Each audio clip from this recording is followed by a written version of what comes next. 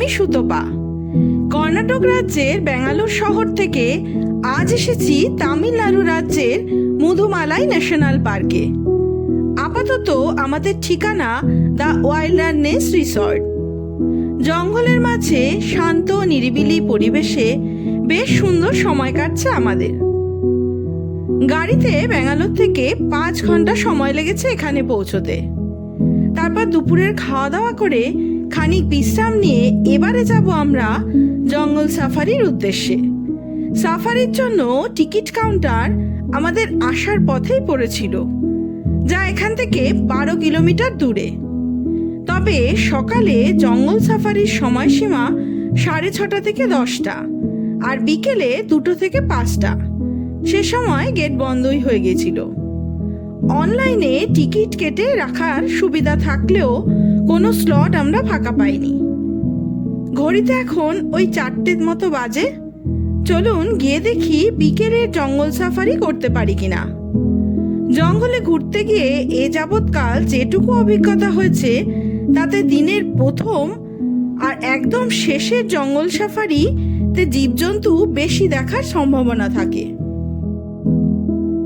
মুদুমালাই জাতীয় উদ্যান দক্ষিণ ভারতের তামিলনাড়ু নীলগিরি পর্বতমালায় অবস্থিত একটি জাতীয় উদ্যান।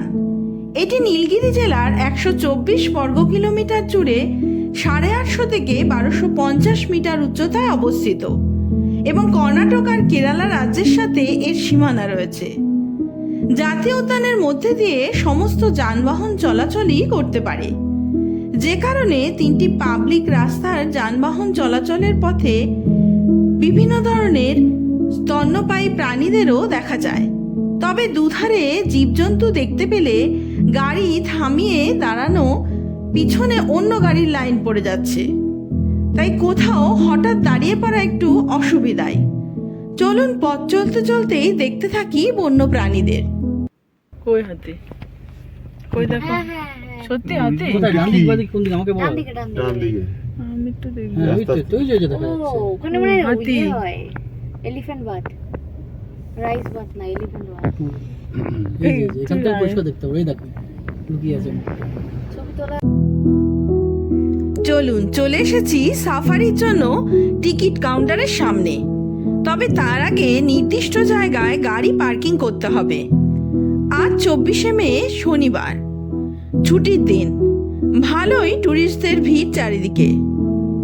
ওদিকে ওরা গাড়ি পার্ক করে আসুক, ততক্ষণ না হয় রাস্তার ধারে দাঁড়িয়ে চারিদিকের প্রকৃতি দুচোখ ভরে দেখে নি। সবুজ জঙ্গলের মাঝে ঝাঁকে ঝাঁকে হরিণের দল। বৃষ্টিতে সদ্য ভেজা সবুজের বুক চিরে আঁকাবাঁকা কালো পিচের রাস্তা চলে গেছে। চারিদিকে ঢেউ খেলানো সবুজ পাহাড়, সবকিছু নিয়ে অদ্ভুত সুন্দর, মন ভালো করা পরিবেশ এখানে। এবারে না হয় যাওয়া যাক সাফারির জন্য কোনো গাড়ি ফাঁকা রয়েছে কিনা দেখতে। হোটেল থেকে বলা হয়েছিল অনলাইনে টিকিট বুকিং হচ্ছে না ঠিকই, কারণ কোনো টিকিট ফাঁকা নেই দেখাচ্ছে, তবে ডাইরেক্ট গেলে পাওয়া যেতে পারে। তাই আমরা চলেছি সে পথেই। উপরে উপরে ও মা। হ্যাঁ হ্যাঁ, চল চল, যাচ্ছি। চলো উপরে চল। যাচ্ছি, তোরা যা।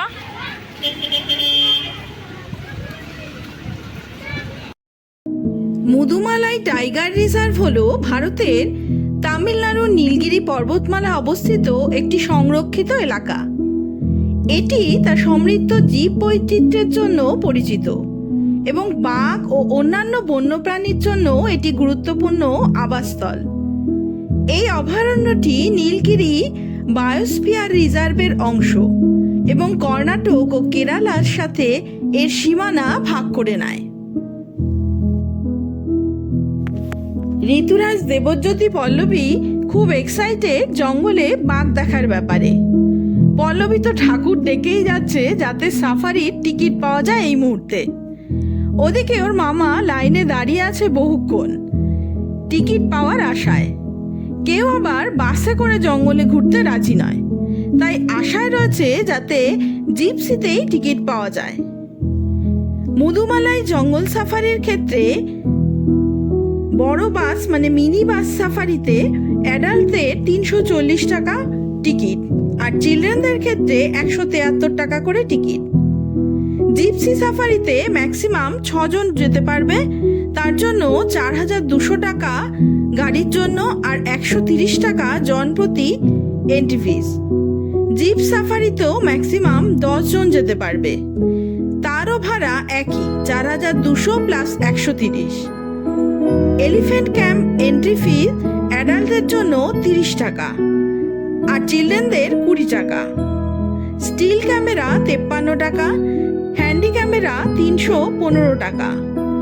গাড়ি পার্কিং ফিস হেভি ভেহিকেলের জন্য 100 টাকা, কার, জিপ, ভ্যান, মফেট ইত্যাদির জন্য 50 টাকা আর 2 হুইলারের ক্ষেত্রে 20 টাকা।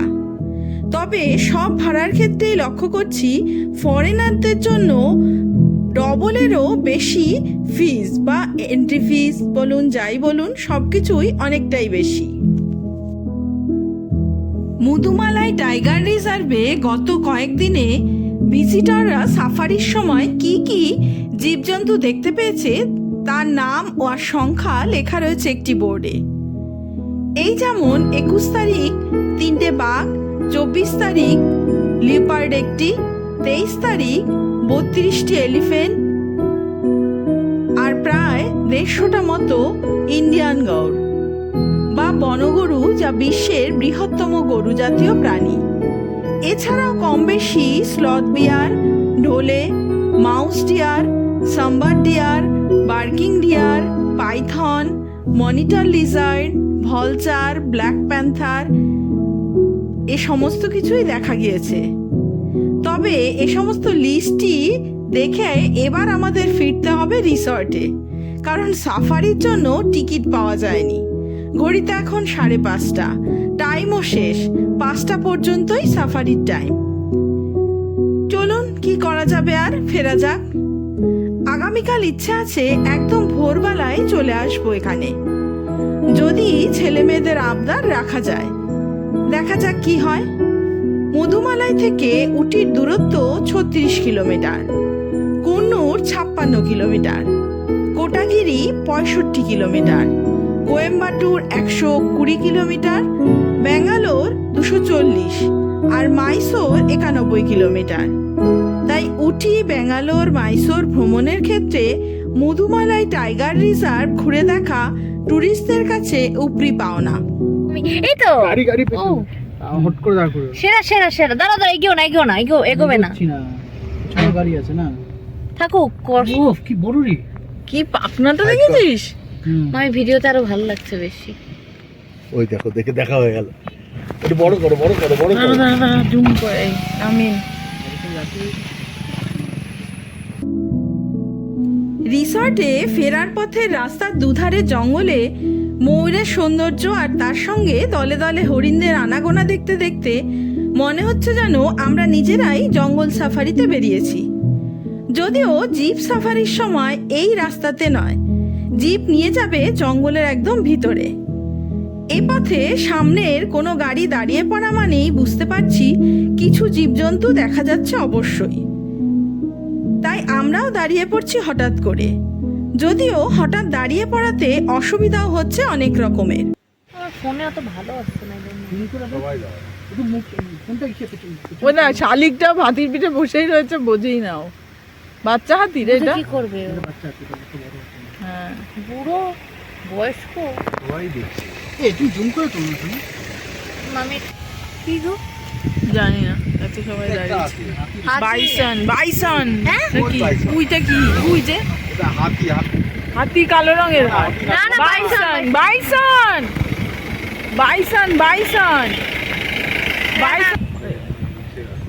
বনের হাতি এটা একদম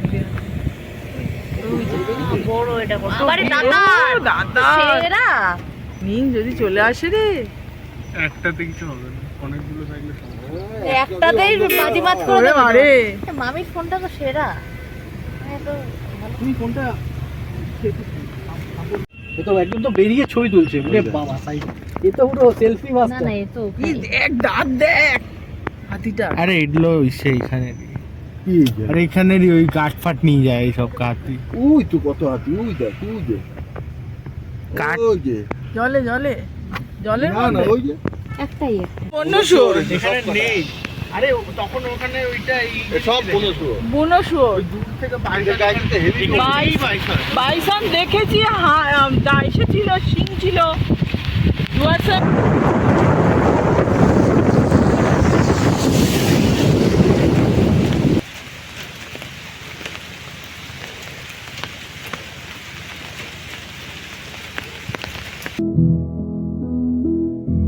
চলুন ঘুরে ফিরে আবারও আমরা চলে আসলাম রিসর্টেই। এখানে আসার পর লাঞ্চ করে একটু রেস্ট নিতেই শুরু হয়েছে বৃষ্টি।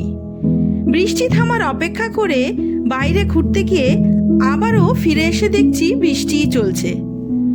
মাঝে এইটুকু সময় বৃষ্টি বন্ধ হয়েছিল। সন্ধ্যের পর রিসর্টের ভিতরে ঘুরে বেড়ানো আর একের পর এক খাওয়া দাওয়া করে রুমে সবাই মিলে গল্প আড্ডা উনো খেলা ছাড়া কিছুই করার নেই। বৃষ্টির জন্য প্যাকেজে থাকা ক্যাম্প ফায়ারও বাতিল হয়েছে। তবে ঘন জঙ্গলের মাঝে বৃষ্টির আওয়াজ আর চারিদিকে ঘন অন্ধকারে জীবজন্তুর আনাগোনা হতে পারে, এসব কিছু নিয়ে রাতটা বেশ রোমাঞ্চকরই কাটলো আমাদের।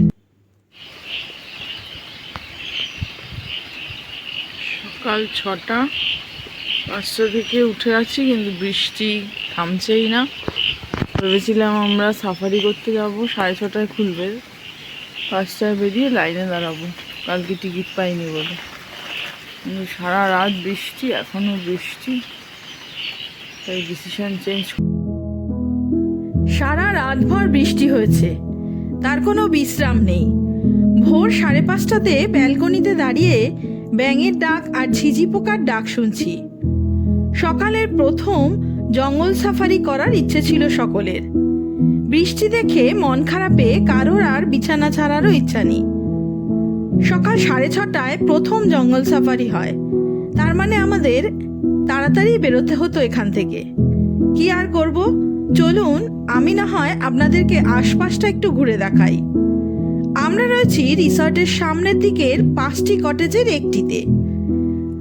আমাদের কটেজের ঠিক নিচেই রয়েছে কিচেন কাম রেস্টুরেন্ট। এপাশে রিসর্টের সীমানা পার করলেই অসাধারণ এক ভিউ। এই যে রিসর্ট আমাদের, আর এই গেটটা দিয়ে আমি বাইরে বেরিয়ে আসলাম, আর এই যে ভিউ, চারিদিকে পাহাড়ে ঘেরা, মাঝে কয়েকটা বাড়ি আর একটা রিসর্ট।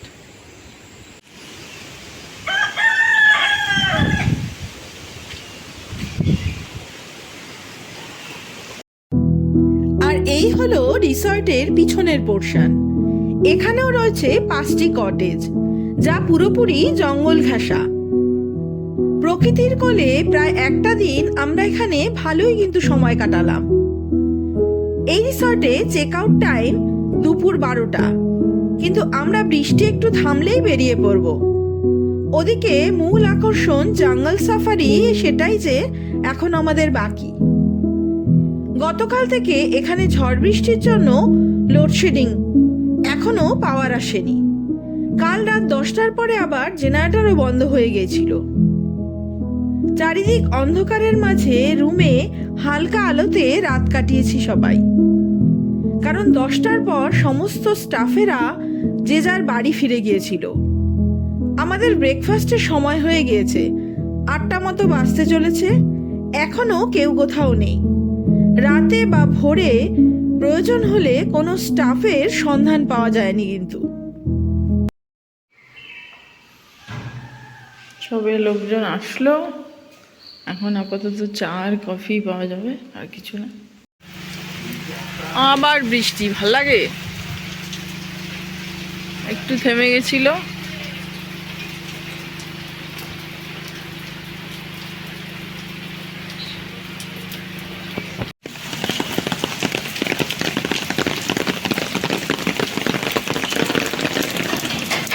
ब्रेकफास्ट रेडी है क्या? Ready ready. टाइम, ब्रेकफास्ट का टाइम क्या है?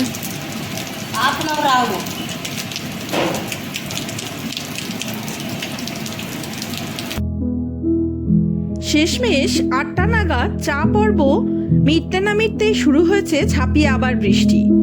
তবে আমরা আর দেরি করব না, যা কিছু এই মুহূর্তে রেডি আছে তাই দিয়েই ব্রেকফাস্ট করে বেরিয়ে পড়ব জঙ্গল সাফারির জন্য।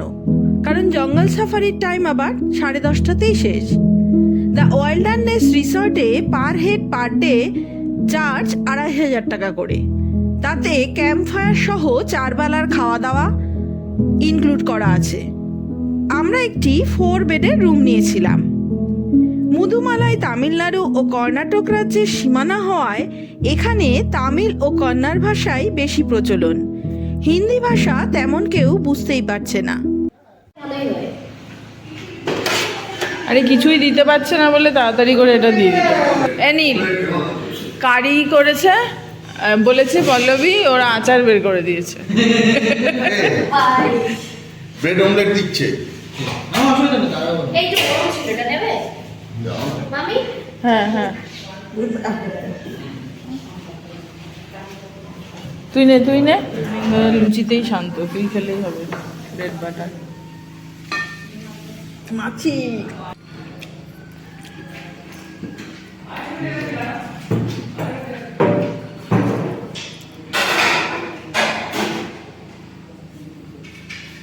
Self service. এই ড্রেস চেঞ্জ কর, সবাই আমরা ড্রেস চেঞ্জ করেছি। ওটা নিয়ে নেবো, দাঁড়া আসছি আমি। Bye bye bye bye bye bye. চলুন তাহলে মুদুমালাইয়ের দ্য ওয়াইল্ডারনেস রিসর্ট থেকে এবারের মতো বিদায় নিই। আবারও আসার ইচ্ছা রইল আগামী দিনে কোনো এক সময়। আর এই সেই থোড়াপল্লী চেকপোস্ট, যেখানে ঢোকার মুখে প্লাস্টিকের সমস্ত জলের বোতল জমা নিয়েছিল আমাদের গতকাল। এমনকি এখানে আসার থেকে আমরা জল কিনেও খেতে পারিনি, কারণ এখানে প্লাস্টিক বোতল ব্যবহার হয় না। ঘড়িতে এখন 10টা মতো বাজে। তামিলনাড়ুর নীলগিরি জেলায় অবস্থিত মুদুমালাই জাতীয় উদ্যান একটি বিখ্যাত বন্যপ্রাণী অভয়ারণ্য, যা তার সমৃদ্ধ জীববৈচিত্র্য এবং অত্যাশ্চর্য প্রাকৃতিক দৃশ্যের জন্য পরিচিত। পাহাড়, নদী, জঙ্গল, জীবজন্তু সব মিলেমিশে এখানে একাকার। এই জাতীয় উদ্যানটি নীলগিরি জীবমণ্ডল সংরক্ষণের একটি গুরুত্বপূর্ণ অংশ হিসাবে কাজ করে। মুদুমালাইয়ের বৈচিত্র্যময় উদ্ভিদ এবং প্রাণী জগতের অভিজ্ঞতা লাভ করতে আগ্রহীদের জন্য বিভিন্ন পরিবহনের মাধ্যমে সহজেই পৌঁছানো যায় এখানে।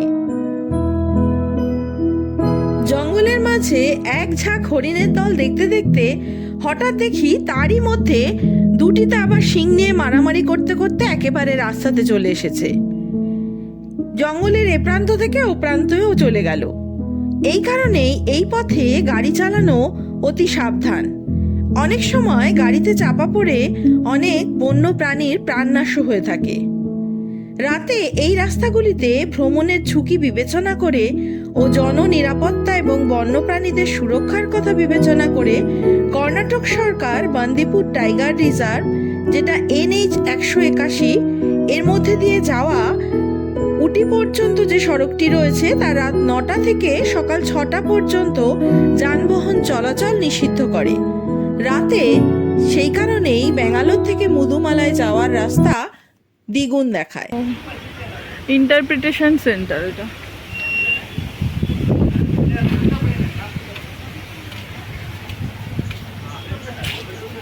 লাইনে দাঁড়িয়েছে, দেখা যাক কি হয়। জিপে পেয়েছো? এই জিপে পেয়েছে, জিপ। পল্লবী লাফানোটা দেখো, জিপে পেয়েছে।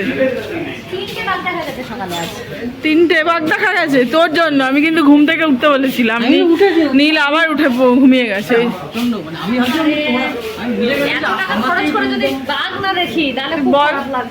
ওই সকালেই দেখা যায় 3টে বাঘ দেখেছি। লেপার্ড দেখলেও চলবে, লেপার্ডটা এখন দেখা যায়। লেপার্ড একটা দেখা গেছে, আমি দেখেছি তোদের অনেক। না অবশ্য বৃষ্টিটা ভালো হচ্ছিল। ব্ল্যাক প্যান্থার 2023-এ দেখা গেছে, তারপর দেখা যায়নি। ভালচার তো 4টে দেখা গেছে। আরে হ্যাঁ, সেফ সেফ।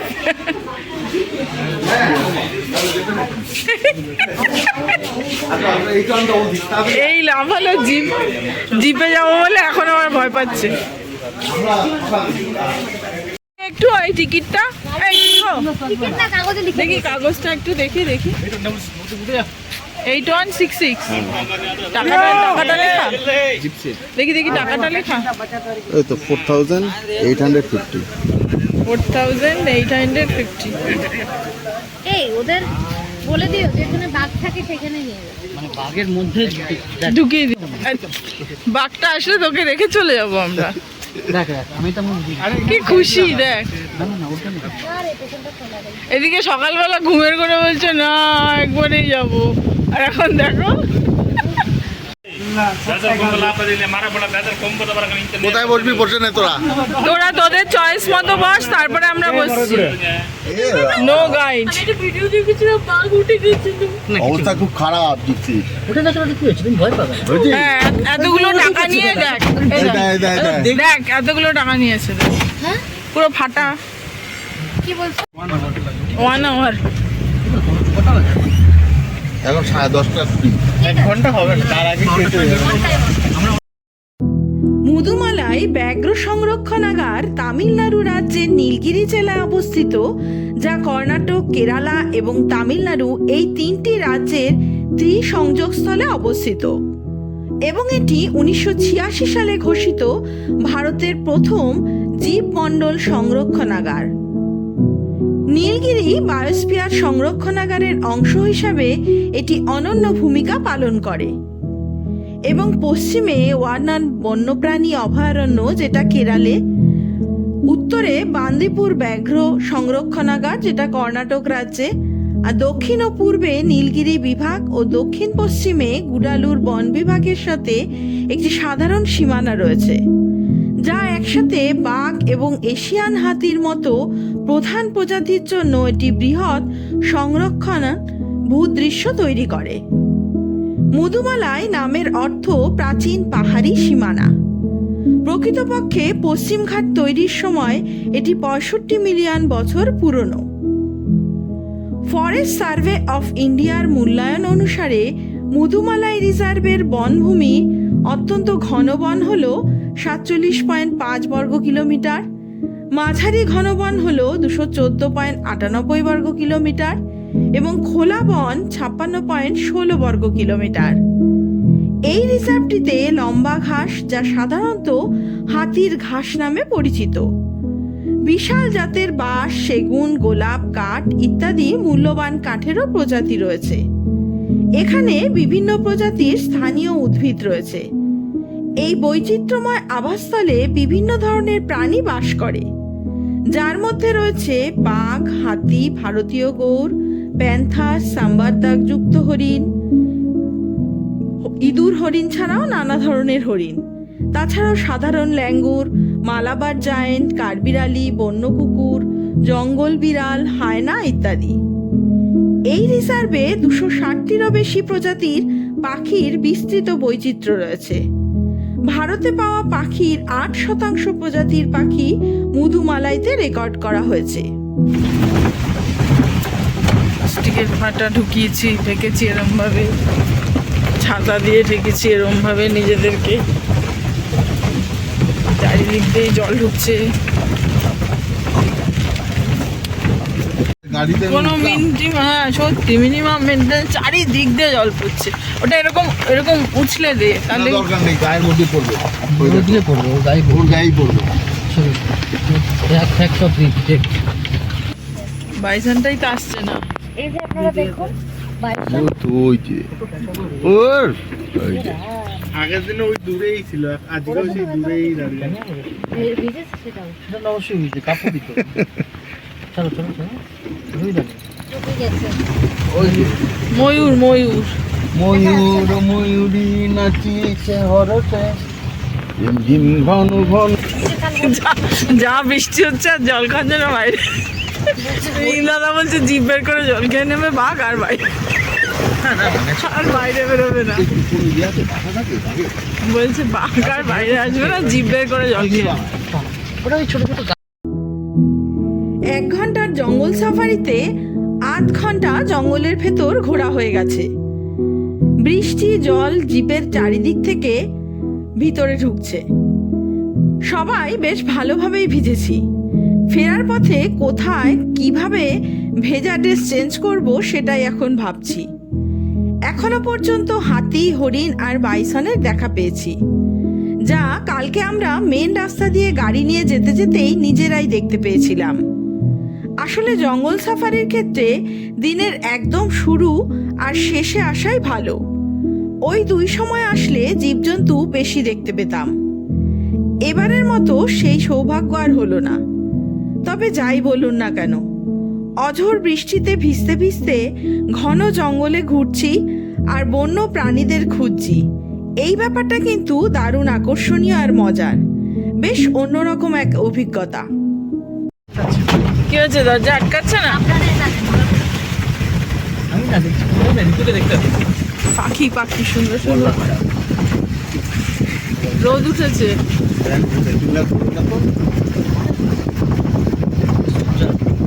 ভাইয়া স্লো স্লো। সব পলাশ গাছ। ময়ূর নয় এটা। এটা ছেলে কি ময়ূর, এটা? ছেলে ময়ূর। ময়ূর। ছেলে ময়ূর, ময়ূর ময়ূরই না, ময়ূর। ময়ূর এটা আমরা এটা ময়ূরই, এটা ময়ূরই, ময়ূরেরই পেখম আছে। ছেলেদের পেখম থাকে, মেয়েদের থাকে না। এটা হচ্ছে ময়ূর। এটা মেয়ে মেয়ে। ও ছেলেরা ময়ূরই মেয়েদের বেগম থাকে। না না, মেয়েদের থাকে না। ময়ূরের থাকে। তাই? ছেলেদেরই তো খাটতে হয় না, মেয়েদের ডাকতে হবে। এটা ফিমেল। এরকম আস্তে আস্তে গাড়ি চালাবে। পুষবি নিয়ে গিয়ে? নিয়ে যা।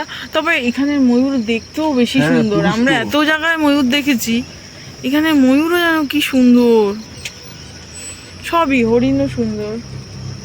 চলো চলো। বাংলাও বোঝে, দেখছিস? ওই দেখ, ডাকও দিয়ে দিল, বাই। কিন্তু লেটেস্ট বলেছে, চোখ এত জুম করে দেখতে হচ্ছে, চোখ ব্যথা হয়ে গেছে, তাও বাঘ খুঁজে পাচ্ছে না। আরে বাঘের যা রং, তুই এর মধ্যে খুঁজে পাবি? তুই ভাবলি?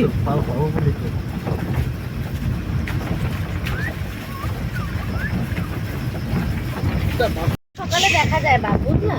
রাত্রেতে চলে আসে বপতির দিকে। কে? ও বাঘ টাঘ। চলে এসেছি। ওই তো গাড়ি ওইদিকে দেখতে পাচ্ছি। বাহ দাদা, দারুণ বাঘ দেখালেন আমাদের। আমরা যেদিকে এসেছি এবার এদিকে বাঁ দিকে যাবো, বুঝলা?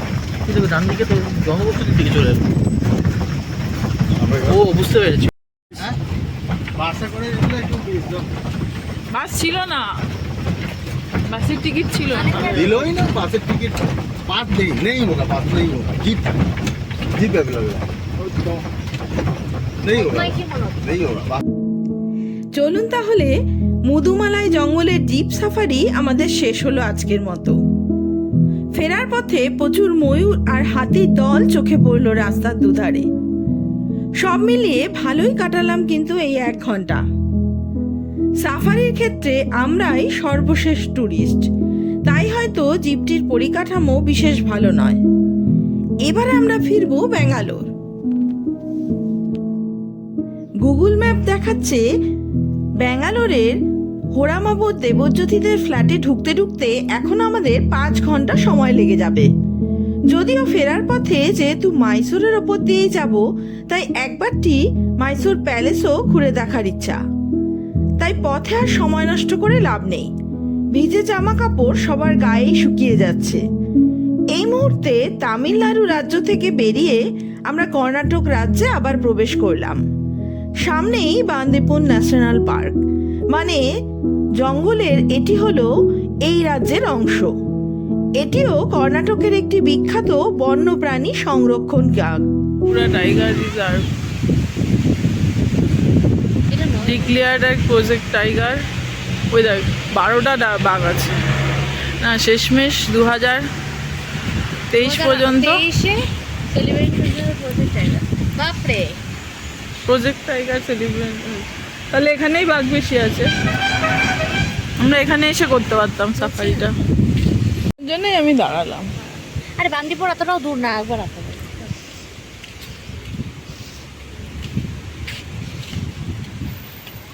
এইটা নয় মামি, এখানে নয়।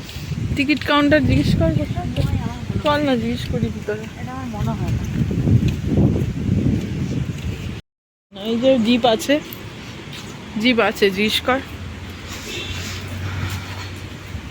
জিপ সাফারি, জিপ সাফারি बंद हो गया, बंद हो गया। This is resort. हाँ, ये रूम बुकिंग का रूम बुकिंग, ओके। और जीप सफारी सफारी 7 किलोमीटर पीछे, ओके। पीछे माने हमारे आगे होगे उस तरफ। ओके, कितना है पता है आपको? Jeep safari no 11 we can ask him that one. Okay ना, ओके। तो टाइगर इज देयर?